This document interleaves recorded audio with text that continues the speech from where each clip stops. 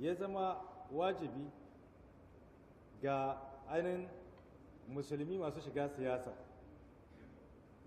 su fahimta, kamar yadda yanzu kaga wannan abin da zan faɗi yanzu duk inda ka duba cikin littafan political science wanda suke bayani akan demokaradiyya ba za ka same shi ba a cikin bayanan demokaradiyya, ba wanda zai rubuta maka shi, amma kuma abin haka yake shine cewa ma 'yan siyasa na nan ƙasanmu da kuma ma na wasu ƙasashe da yawa sun ɗauki cewa siyasa sana'a ce.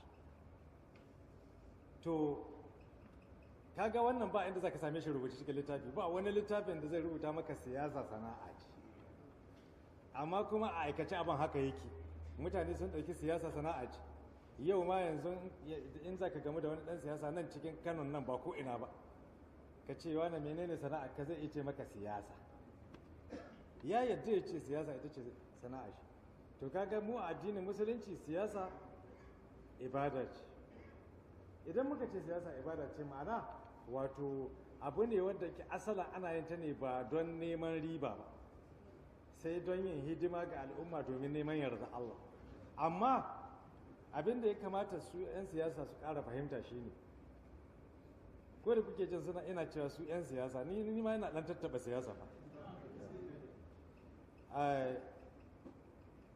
Wato shi ne cewa ko da mutum ya ɗauki siyasa a matsayin sana'a, amma dai akwai yadda kuma shari'a musulunci ta ce a yi sana'a ku yawa, saboda haka shi kan shi mai sana'a a musulunci me yake yi?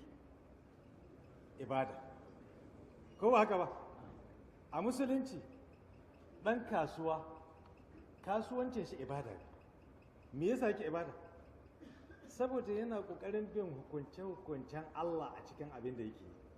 Duk abin da kake ya zama kana ƙoƙarin bin hukunce-hukuncen Allah a cikin abin da kake yi, to yana da nashi suna, amma daga ƙarshe sunan shi ibada, domin neman yarda Allah kake a cikin shi da ƙoƙarin kauce ma saɓon Allah. Saboda haka ko da wanda ya ɗauki siyasa sana'a, to daga ƙarshe ya kamata ne dai ya gane cewa dai ibada ce yake, ma'ana wato dai neman yarda Allah yake ƙoƙarin a ciki ta hanyar ƙoƙari ya ga cewa duk abin da ya yi bai saba ma Allah ba, yana yin abin da Allah ya ce da manzon shi sallallahu alaihi wasallam. To idan muka sami 'yan siyasa suka zama da irin wannan fikira, to su ne za su fahimci wajibcin yin aiki domin ci gaban wato tsarin musulunci a cikin ƙasarmu ta Najeriya.